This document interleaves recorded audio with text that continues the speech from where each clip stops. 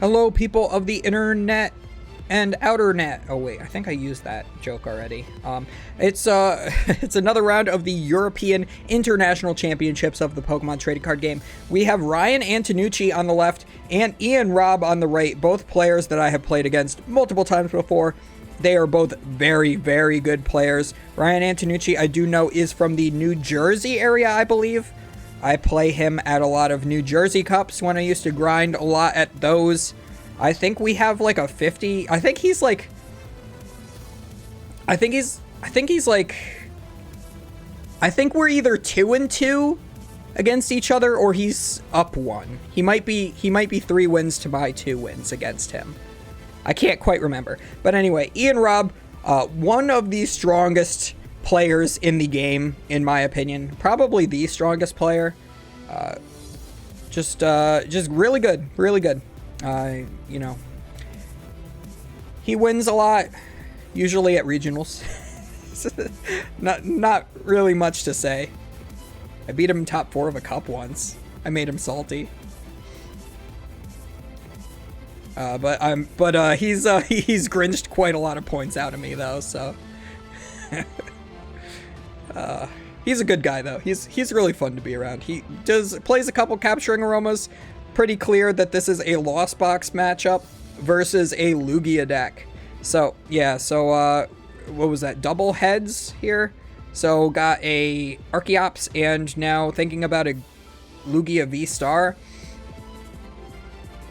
Goes for the Ultra Ball. Or did he fail that? Or did he get the basic? I don't even remember. Whatever. So Ultra Ball's away. Archeops. And a Tyranitar. The single strike Tyranitar. So for those of you who do not have experience with how Lugia has evolved in this rotation, Lugia now no longer has access to Aurora Energy or Powerful Colorless Energy. So in order to replace those, it now plays a thick single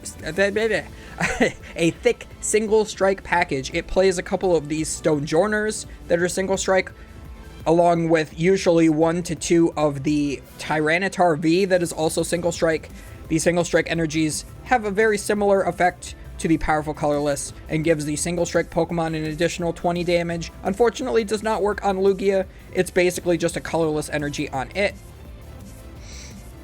But the single strike energies are both darkness and fighting at the same time, so it fills the energy costs for both Tyranitar and the Stonejourner. Sometimes they'll play a single strike Yveltal as well, just to have a better prize trade in the Mew matchup. And Ian only gets 1 Archeops out, I believe intentionally, which is fine in this matchup. Just uses Primal Turbo. Let me pause this for a second. Uses Primal Turbo to get a couple extra single strike energies to the Stonejourner. It has a base damage with the second attack, which is fighting colorless, to do 130. 3, 6, 9, 12. So he was doing 200, I believe. I want to say it was 200. It might have been 210 with the second attack on the Stonejourner. Is able to just one-shot that Dragonite, and Ryan says, you know what, I'm just scooping and going to the next game. So that was a very, very clean game 1. Ian won, and oh, there's a lot of Pokemon in the prize cards for Ryan there. And that's just what you have to do sometimes. Why play it out if you know you're going to lose? Just scoop it up, go to the next game, save a whole lot of time. Both of them are laughing. They're both good eggs, so I'm hoping that the game 2 goes much differently. We actually see a game, and I would like to see it go to a game 3 as well. But yeah, in theory, Lost Box should have the positive matchup just because it usually plays some lightning type attackers like Raikou V in order to one-shot the Lugia V-Star, and the 1 prize Pokemon are generally favored against 2 prize Pokemon, of course.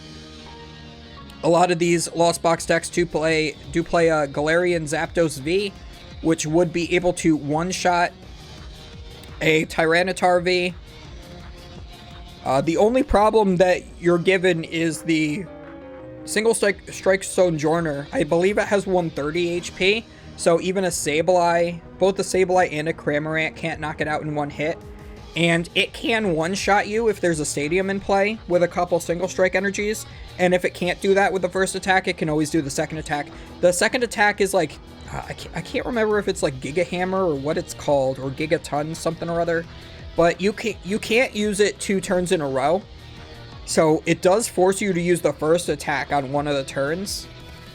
So you need to make sure that there is a stadium in play. Usually these Lugia decks will play something along the lines of Mesagosa in order to try to get more into their Archeops. Looks like Ian is actually opting for or at least a split. Maybe 1 Collapse Stadium and 1 Mesagosa, or 2 Mesagosa, or 2 Collapse, you know, maybe 2 or 3 stadiums. The Lugia deck generally plays 3 stadiums now. It used to not play stadiums. It would just play 1 Lost Vacuum. But Path to the Peak is much more of a bummer now. We are going to start the Raikou. I believe he would have already used Fleet-Footed. I think that's why it's upside down. Immediately switch carts into the Comfey, uses Flower Selecting, gets rid of the Dragonite. Does not want that after what happened in Game 1. Gets the Battle VIP Pass. I think the choice was Battle VIP Pass or the Dragonite. Would make sense to get the Battle VIP Pass. Dragonite is good against the Tyranitar, especially in the late game, but you already have a 2-prize Pokemon in play. It's not likely you're going to be able to utilize the Dragonite to its full effectiveness, and it might just be a liability, like that Raikou is right now. So yeah, puts these Pokemon upside down to show that they have been used for the turn, except for his Comfey, which he just put to the side. We are going to likely see this Greninja used its concealed cards, discarding this, I believe, Water Energy in his hand. Yes, it is. Draws 2 cards.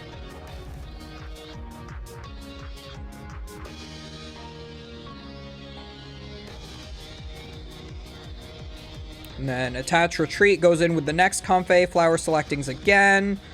Gonna get rid of the Nest Ball. The setup is pretty good right now. You don't necessarily need to use the Nest Ball to get set up anymore. Would rather keep that energy card. Benches the Cramorant and just passes. This is the first turn, of course, so he's not really threatened of being knocked out on this next turn, and he can't attack himself either. So we do see Ian does play the Capturing Aroma, flips Tails. I believe it was that he flipped Tails. So that will get him a basic Pokemon. Yeah, because he moved that die with the 3 on it to the middle. Because Ian's played on stream so many times before, he knows exactly how to show it off to the camera the right way. So pulls that to the middle so that we can see he flipped Tails, because it was off screen. Grabs a Lugia V, which is perfect here. There is a big debate on Twitter right now. Of course, there's always a big debate on Twitter. It's pretty toxic, but, you know, sometimes it's fun for Pokemon. Follow me. Where a lot of people are saying Capturing Aroma is better in Lugia.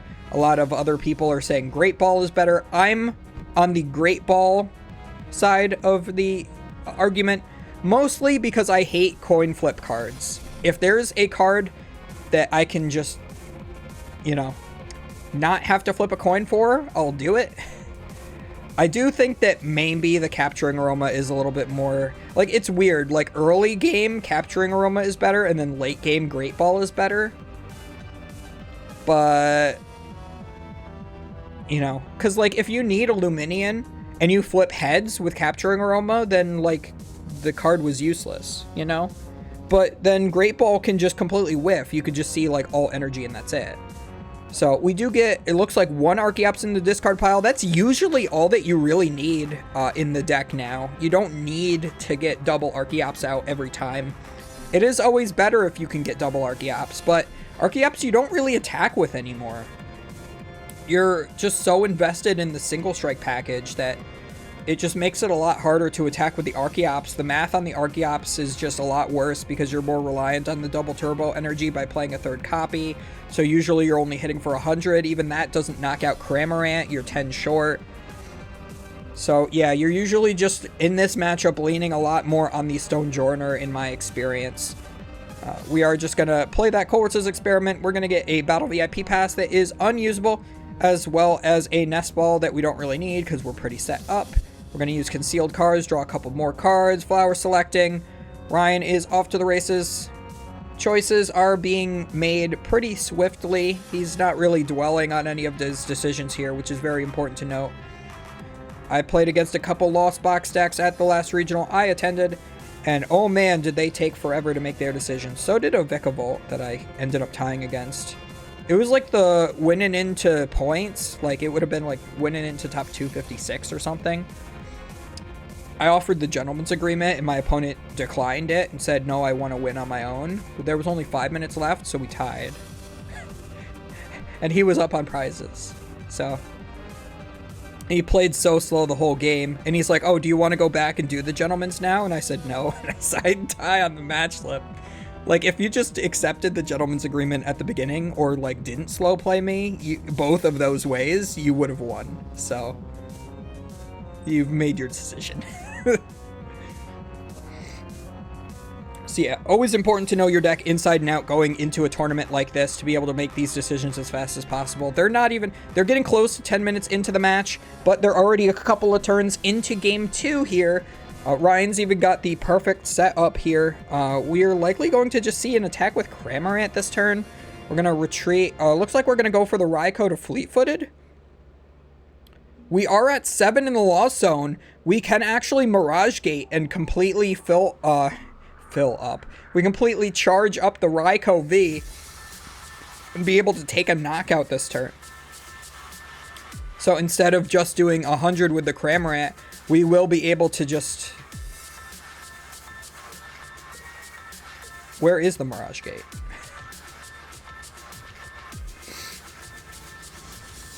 Is his discard pile just like off to the side? I'm a little lost as to where that is right now.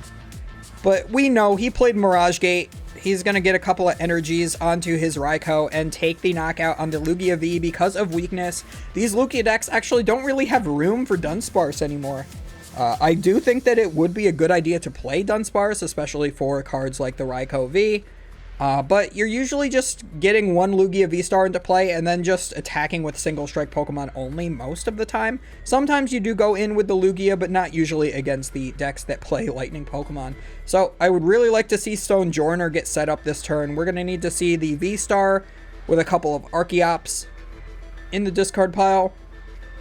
Along with the Stonjourner in play, you could retreat that double turboed Lugia into the Stonjourner and use the Archeops to charge it up. Looks like we do have both. But no, we're just going to charge up the Lugia. I guess that's fine because you are going to take the knockout on the Raikou.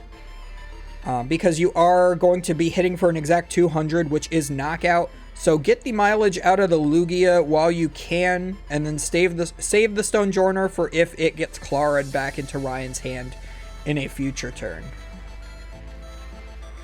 Yeah, Ryan's entire discard pile is like way off to the side. I can barely see it on the screen now.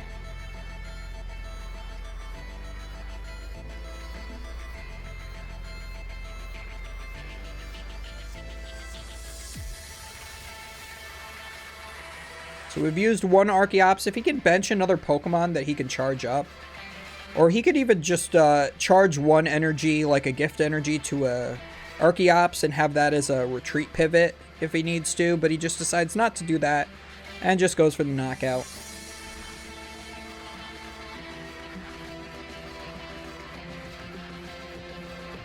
We also have the colorless energies that are on the Lugia right now are Gift Energy and V-Guard Energy. So if Ryan does go for another Raikou V turn, he will be reducing the damage taken by 30. So a lot less likely that a knockout is going to take place. Plus, if the knockout is taken, the Gift Energy will allow Ian to draw until he has 7 cards in his hand. So, makes him a little bit like judge-proof in that regard.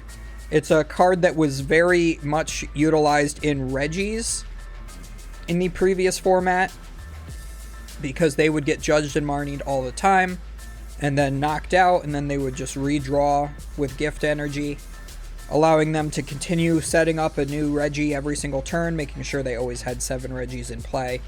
That is the card that single-handedly made Regi go from a bad deck to a good deck. I think without Gift Energy, the deck was unplayable. And now with the loss of Aurora Energy, it is super unplayable.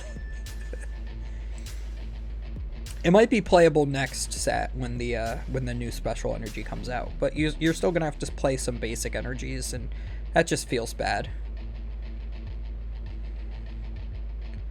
So it looks like we do escape rope. Ian's gonna put up one of his Archeops here. That's why I would have liked to see one energy get charged up on the Archeops last turn, but he could always just do that now and be perfectly fine with it. We are gonna Capturing Aroma. We do get a heads. So we're going to be able to search our deck for an evolution Pokemon. I'm not sure that that's what Ian wanted. He wanted a basic Pokemon, and that's why I like Great Ball better, because he is fully set up now. So the Great Ball would have just got him one of the Pokemon off the top 7, which was most likely going to be whatever Pokemon he wanted to get anyway. But now he's going to have to settle for an Archeops to just thin it out of the deck. He's also going to Mesagosa, try again to get the Pokemon that he wants. Unfortunately, Flip's Tails is going to go for the Primal Turbo, probably just to get one energy on this Pokemon to retreat it. Or he could fully power it up and just take the knockout, but I feel like that's kind of a waste of energy. I think you'd rather attack with the Lugia V-Star, since it has so much more HP, and the Raikou is already down.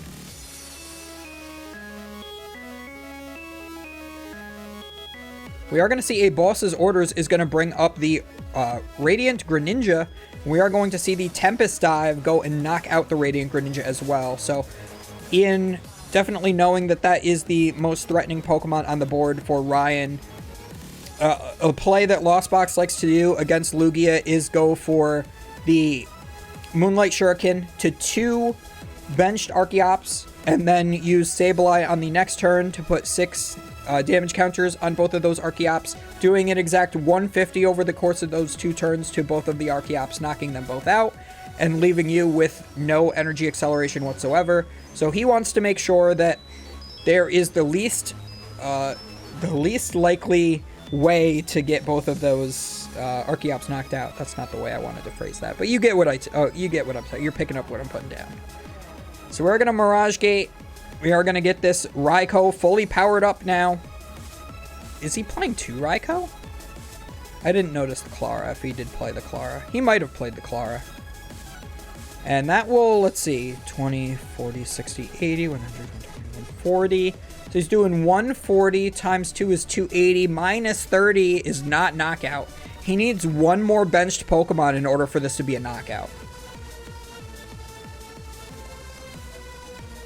Oh, wait, no. Yeah, so he has... Oh, yeah, so he has a full bench. So he's getting a knockout. And he is using the Sky Seal Stone to be able to take 3 prize cards off of the knockout on this Lugia V-Star. And now Ian's in a little bit of trouble here. So Ryan will be down to, what, 1 prize card remaining? Yes, he only has the Drapion in the prize cards. The perfect card to still have in the prize cards. That's kind of useless in this matchup. And now what is Ian going to do? He still has 3 prize cards remaining.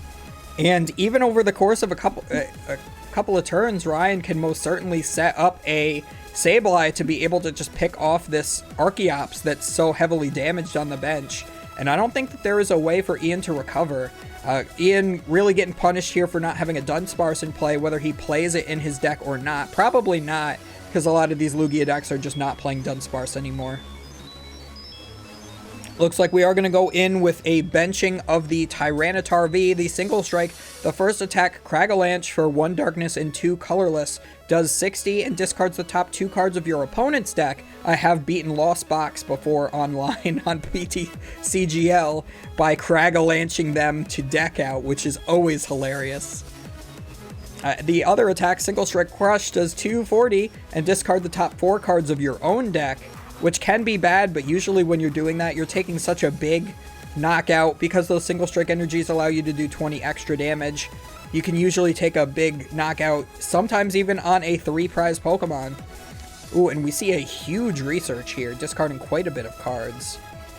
This deck also plays the Urn of Vitality, which allows you to shuffle in 2 of your single strike energies back into the deck. We do have the fully powered up the fully powered up Tyranitar here on the bench, so we will be able to see another knockout, knocking out the Raikou, and Ryan just needs to set up a Sableye on this next turn to win. But if he does whiff it, Ian has the win. It would have been so much better to see Ian play maybe a Judge instead of the Research on this turn here. He's also going to, looks like, I think Ultra Ball and Nest Ball, just to get the Lugia V on his bench, just as a potential other attacker if he doesn't want to attack with the Tyranitar next turn, but most likely just to thin out his deck of kind of useless cards. Uses the second attack to knock out, go down to the last prize card. Now the thing is, will Ryan be able to set up the Sableye this turn and knock out the benched Archeops? If he can do it, he wins. If he cannot do it, Ian wins. That's basically what it comes down to here. I guess he could also like Boss and Cramorant, or he could Mirage Gate to his Greninja and knock it out on the bench. There's so many different options. And it looks like that's exactly what he does. He Mirage Gates to... You guys missed it because it was not on screen, but he Mirage Gates to his Greninja after attaching to it, and he is able to snipe that Archeops on the bench to take the final prize card. So this is now 1-1, and they are going to go on to a Game 3. Yeah, beautifully played by both players. There's really not much else you could do. The reason that Ian lost was basically because he started Lugia and had to bench another one, and Ryan just got that quick power up of that. Like, he got the turn 2 Mirage Gate after going first. Like, that's why Ryan won that game.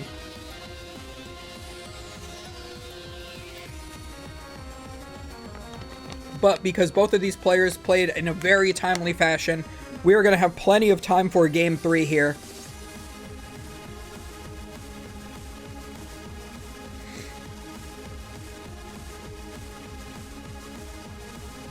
So I would like to say that Ryan is favored in this matchup because of the lightning weakness on the Lugia. So if Ian is unable to...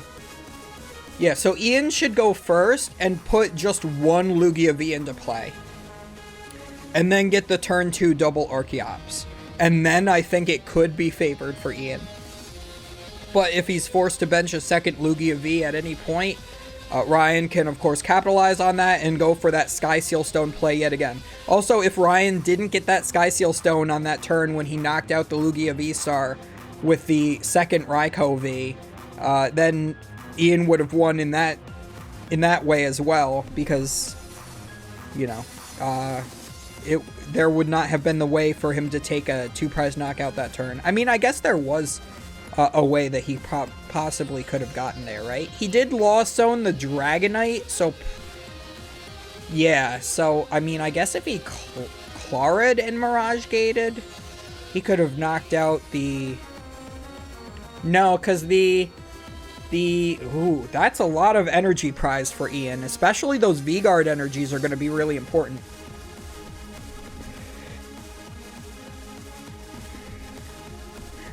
Just sneezed. Oh my god. I scared myself a little bit. Ian starts Pumpkaboo. That's actually a good start here, because you don't need to discard your opponent's stadiums. In this matchup, they're probably just either playing Beach Court or Pokestop. So neither of those you really care about actually getting rid of. It's really just for that path to the peak.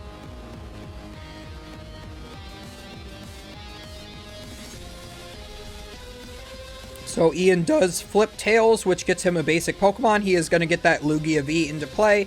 Hopefully that's the only one that he has to bench here. Also, it's been, like, really hot recently. It went from, like, being cold as heck every single day to just being, like, 90 out of nowhere. So I've been running my air conditioner for the past couple days, and of course, since that thing is dusty as heck, I don't know when the last time that thing has been cleaned, because I've been living here for, like, 4 or 5 years, and I certainly haven't cleaned that thing. I really have to, and I have bad allergies.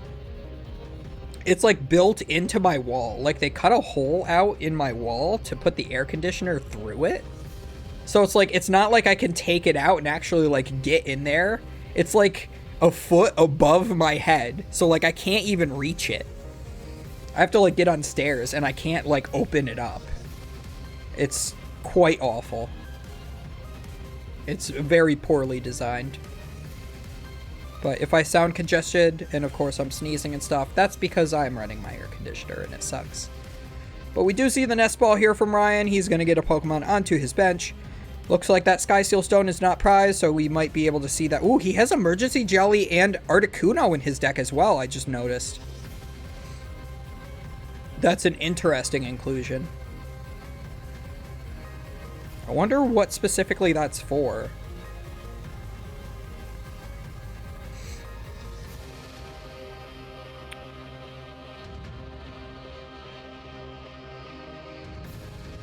So we do have one card in the Lost Zone. We have the Dragonite in hand. That would be better saved for later in the game when you can one-shot a Tyranitar with it. I don't know if I completed my thought earlier, but Tyranitar is 230 HP, and the most that a Raikou can do is 220. So that would be why it was important to get that Greninja play off and have that Sky Seal Stone the previous turn during that last game. So Ian's deciding how he wants to play this. Looks like he's considering discarding the Mesagosa with the Ultra Ball. He could always miss Mesagosa, flip heads, get a second Archeops, and then discard double Archeops with Ultra Ball. But that's a little bit of a risk. He does have the Burnett in hand, so he could always play that this turn or the next turn. Looks like we flip tails for Mesagosa. We're 0 for 2 on Mesagosa flips here, Ian. We are going to Ultra Ball away Urn and the Archeops. I think that that's better because now you have the Burnett. You can just Burnett for the supporter for turn and get a couple Archeops in the discard pile.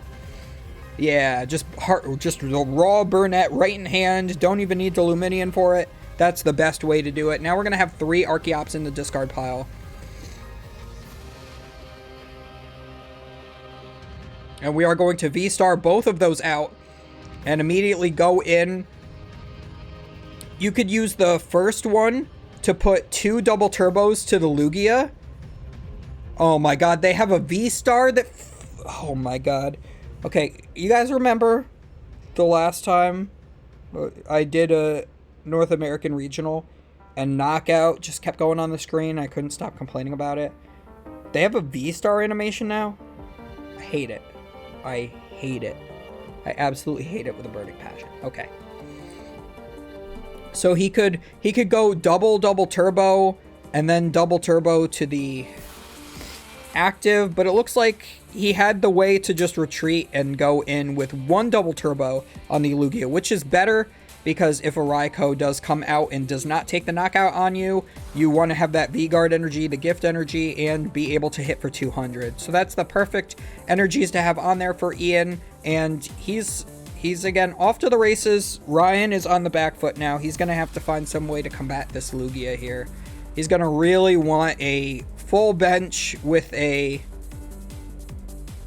Raikou V this turn, and we do not see that. We just see an escape rope. Ian puts up the useless Pumpkaboo, and Ryan just takes the 1 prize knockout with the Cramorant, and now Ian still has this fresh Lugia V-Star and is able to just keep on swinging. We do get a heads on this Capturing Aroma, so that's another evolution Pokemon. If there is the last Archeops in deck, he's going to get it, which he does, just to thin it out of there. We are going to play down the Luminion. We are going to Luminous Sign for a supporter card. We could just go for the Research. Looks like we are going to go for the Judge. You know that Ryan does have a larger hand. Might as well make it even smaller. Make it even less likely that he's going to be able to get another attack off on this next turn. I do not like the benching of the Luminion, though, just because that's another 2-prizer that's also weak to Lightning. But the power of the Judge is just too strong here that you can't not go for it. Because Ryan did just have quite a few cards in hand. Oh, yeah, and that hand is super dead. I mean, the last hand was dead, but this hand is dead. We do see the benching of the Stonjourner, and one of the Archeops is charging to it.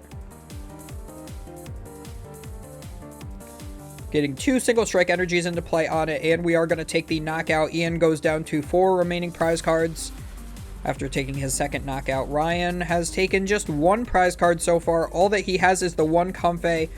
Gets his 4 cards off of the judge, the 1 for the draw, and the 1 off the flower selecting. 5 in the lost zone. What is he going to do if he doesn't have a Chorus's Experiment off of this? Like, there's really not much he can do. We do see the Nest Ball, it looks like, is going to get another Comfey. If he has an energy, which he does, he could always retreat and go in for another flower selecting, try to dig for that Chorus's Experiment, another 2 cards deep into his deck. But yeah, Ian's really making him work for this. Yeah, that judge was really brutal. I mean, I don't think Ryan really had anything going for him before the judge. But, I mean, even after, it's not looking too good. It looks like we're going to go for the Radiant Greninja. We could always concealed cards. I think that gets you that gets you the same amount of cards deep, but you get to keep both of them instead of putting one in the lost zone. That's probably better in this situation. Because, like, I guess if you draw a double Chorus's Experiment, you get to keep both. And it looks like it's Articuno Water Energy. Okay, yep, that's pretty much game right there. Poor Ryan.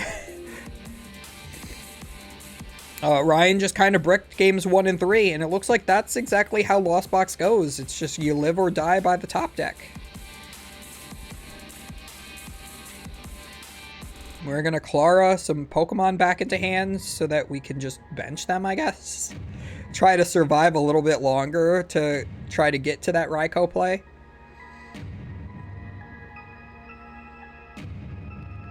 We're going to retreat and just hit in with the Cramorant. That's the best you can do in this situation. But yeah, the problem is that Stonjourner with the 130 HP is like, yeah, you can 2-shot this Lugia potentially, but then you have to 2-shot the 1-Prizer after that. Just gonna spit innocently for 110 onto there. We got another 170 remaining on the Lugia V-Star.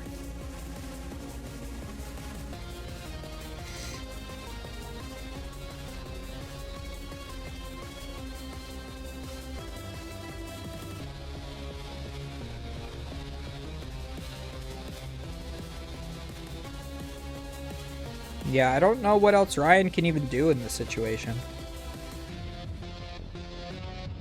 Yeah, I don't know any way back. Wait, are they doing a judge call? I don't think so.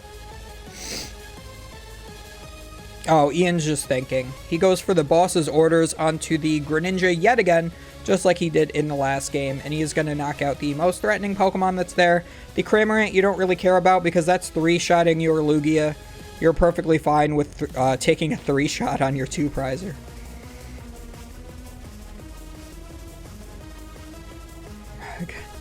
Get rid of a Battle VIP pass with that flower selecting, but all it gets you is an energy recycler. You're not really getting that far.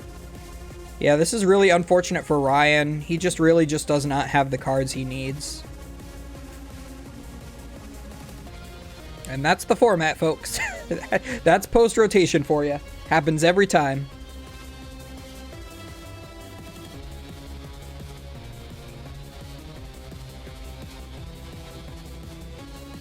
Just gonna retreat and spit innocently yet again. Doing another 110. We got 220 on this Lugia now. I guess if there's some way you can devolve it, it'll get knocked out, but Cramorant doesn't spit and devolve.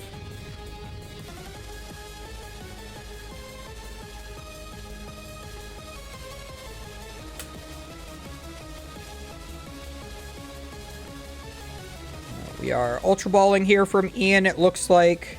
I mean, there's nothing he really needs. He's just going to be thinning cards he doesn't need out of his hand. Looks like... Oh, I can't even tell.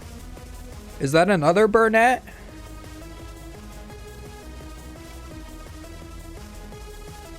Maybe a worker? I honestly can't tell what those full arts are.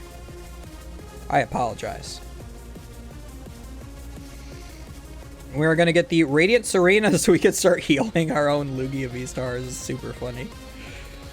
Get another energy onto that Stonjourner. It's the gift energy, the best energy to have on there that's not single strike.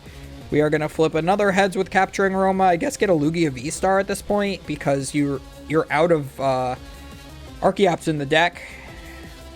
So you discarded 3 on turn 1, and you got another one earlier. Actually, no, did he judge that other one that he got off the Capturing Aroma back into deck? Or had he discarded that? I don't know. Either way. So we have 1-8. No, that's not quite right. Yeah, 200. We have 200 remaining HP, or no, 200 damage on us, which means we have 80 HP remaining. So you're still going to get knocked out by a Cramorant either way. But, I mean, if you can stack enough healing with the Radiant Serena, it could potentially matter. Radiant Serena is really good for the Lost Box matchup because it makes it so the Sableye math is a little weird. It makes it so they can't really go for that Greninja Sableye back-to-back turns to knock out your double Archeops. And yeah, if you get it down like turn 1, it makes it so that Cramorant math just doesn't work out as well. Especially if they're like, if they hit into your basic V, then they don't knock it out with 2 shots. You're 3-shotting the basic V. Radiant Gardevoir kind of does the same thing, but not quite. Like, it gets immediate value, but if you get it down after the damage is already done, it doesn't work as well. Or if your opponent misses an attack, you can heal it twice. So it's weird. They're both good in the deck. I just think the Radiant Serena is just slightly better.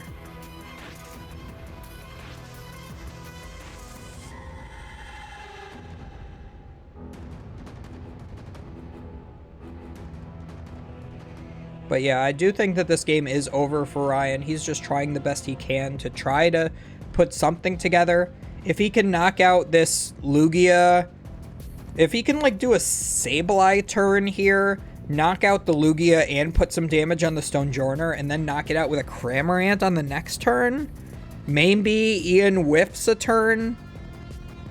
Like if Ryan can go Sableye while Roxanning. Yeah, if Ryan goes, Roxanne this turn, Sableye, knock out the Lugia, put the rest on the Stonjourner, and then next turn knock out the Stonjourner with Cramorant, and then Ian still misses a Pokemon. But like, Ian still has 2 Archeops, so he can just attack with the Archeops. But the thing is, the single strike energies can't be attached to a non-single strike Pokemon. So you have to rely on however many energies are left in the deck that are colorless. So any of Ian's V-Guard, Gift, if he has a regenerative, I'm not sure exactly what his deck looks like. Lucky, those are some of the colorless energies that Lugia has been using. And it looks like we are going to go for the Emergency Jelly Articuno turn. With a couple of Sableye on the bench. That could buy you a turn to find the Roxanne. Because the Lugia does not get knocked out here. And Ian will heal another 20 after this as well. You can paralyze one more turn after this as well, so... Actually, Ian may decide to not heal so that the Articuno takes the knockout. Which would be kind of funny. Well, actually, would he knock out either way? Because there's 2-7... Yeah, I think he would knock out either way, even if Ian decides to heal with the Serena. But it looks like we're going to get a V-Guard energy on that Serena just so that there's the potential to retreat. We're just going to pass to undo the paralysis. Decides not to heal. Again, don't think it really matters.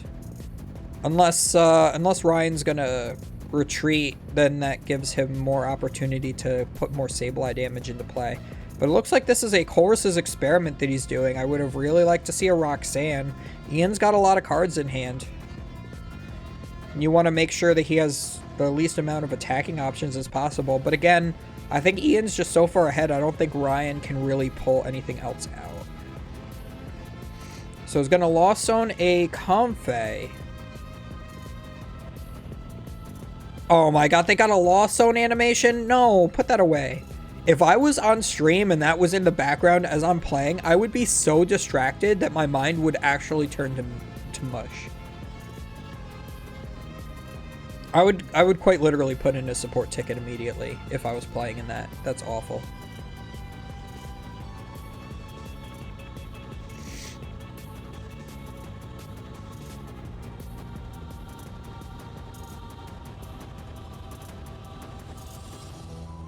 And we are just gonna go for the freeze thing, I guess, right? No, we're gonna retreat into the Sableye, and are we gonna Clara the energy back? Is that why that was just brought up? No, he already used Colress's experiment. Is he gonna energy recycler them back? He is. Okay. And then Mirage Gate. Gotcha. So he's gonna put the... I guess though you could put the water back on the Articuno. And then the Psychic onto the Sableye. Yeah, I think just put the water on the Articuno. Why not? Actually, it doesn't really matter what energy you put on anybody, right? You could just put a Lightning on the Comfey to retreat, and that's what he does, it looks like. Yeah, that second energy is a bit questionable on where to exactly put it. I'm not sure what the correct answer is. And clearly Ryan wasn't sure either.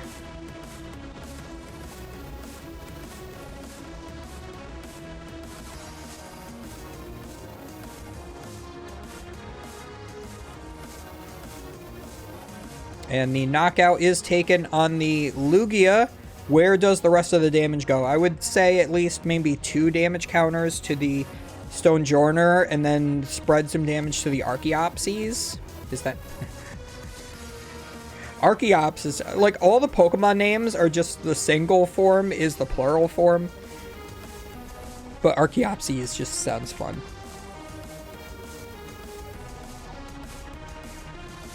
So knocks out the Lugia. That'll be 2 prize cards. Then he needs to... Yeah, he's deciding where he wants to put the rest. Yeah, I would say 2 to the Stonjourner. Oh, looks like he's going to do 5. At least 2 to the Stonjourner, right? Really deciding here. Looks like he's going to put 9 to the Luminion. Yeah, that thing can't shuffle itself back in. So that does give you the best odds. If you can get through the Stonjourner and the Luminion, you win. But you have to do it on the next turn, because otherwise Ian's going to take his last 2 prize cards. So is there a way that you can avoid Ian attacking with Stonjourner? Like, if you boss anything up, they just have a 1 retreat cost at this point. I think the Radiant Serena has a 2 retreat, but it's already got 1 energy on it. So Ian's already prepared for that inevitability. Looks like Ian is playing the single strike Yveltal. Because he can. And it just researches a big dead hand away. There is some energy in there, which is a little bit concerning to me. Because that might be what you want to keep. Gets a Tails with the Capturing Aroma, so that will be a basic Pokemon. Just going to get the Lugia V.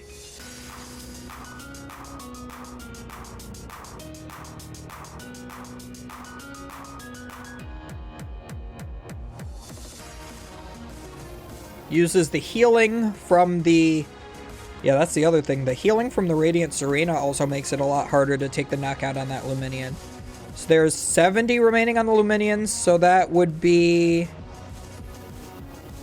100. So you are still knocking that out. So yeah, what you could do is, I guess maybe boss up the... Yeah, I guess boss up the Serena. And knock out the Luminion, I guess. Take the 2 prize cards. Put the rest of the damage on the Stonjourner. And then try to Sableye again the next turn. Yeah, that's the thing, is Ryan is just 1 turn behind here from being able to pull this game around. Because the Stonjourner's 130 HP is just like really... I mean, I keep saying that it's 130 HP. Let me just double check.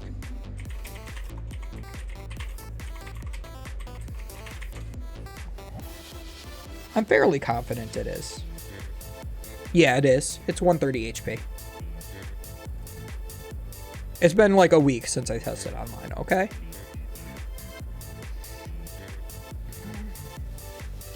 He is going to go for the paralysis. Oh, that makes more sense. I don't know why I didn't see paralysis as an option. So now Ian's going to have to, I think, yeah, Bird Keeper rotated. So there's like, unless you're playing a switch option in Lugia, like what do you do here? Looks like Ian is going to be thinning even more out of his deck. Does he have an out in his deck left? Yeah, if he has maybe an escape rope, he could still win. Yeah, so if he has the out in deck, I couldn't really see exactly what the contents remaining in his deck was. But as long as it's in there, ooh, he's going to judge as well. So he has thinned his deck perfectly over the course of this game. So we will have to see if he can get around this paralysis lock. So there is 70 remaining on the... So that's 6. Yeah, he would still have to go for one more paralysis in order to go for the Sableye on the next turn, because the math still doesn't work out to take all those last prize cards. And there it is. There's the escape rope. Ian is still on the rope. Yes, let's go. And Ian wins the game because of escape rope. Yeah, Ian and I had a conversation about escape rope at... God, where was it? Was it Knoxville? I think it was Knoxville we were at. And we had a conversation, like, he literally just pulled his gold escape rope out of his deck. He's like, dude, this is the best card in the deck. And I'm like, I know, I'm playing it too. Like, we just both happened to be playing it at that tournament. And, like, I refused to cut escape rope ever since then. And, like, even my other friends were always cutting it after that. And I'm like, no, man, you can't cut the escape rope. It's too good. And there you go. Ian Robb wins because of the escape rope. Everybody put escape rope in your Lugia decks. But as always, guys, do not forget to comment, like, and subscribe. It makes sure that these videos are fed to the algorithm, and the algorithm then feeds these videos to other people so that the channel can keep growing, so that I can keep making more content like this. And I will see you guys next time.